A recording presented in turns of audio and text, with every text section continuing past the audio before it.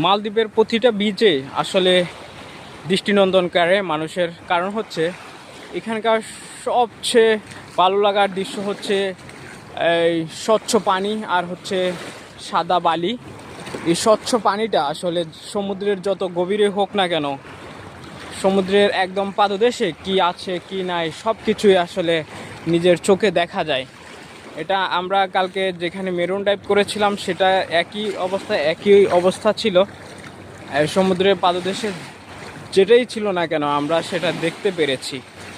আর এখানেও সেম অবস্থা আমরা দেখাচ্ছি যে সমুদ্রের পাদদেশে যেটাই আছে কিনা সেটা দেখা যাচ্ছে, পানিগুলো একদম স্বচ্ছ। আর এখানে আরও সৌন্দর্যটাকে বৃদ্ধি করে দেয়, একটু পরপরে বিমান হচ্ছে ফ্লাই করে। তো এটার মহত্ব, আল্লাহ তাআলার সৃষ্টি যে এত সুন্দর সেটা আসলে বলে বোঝানো যাবে না।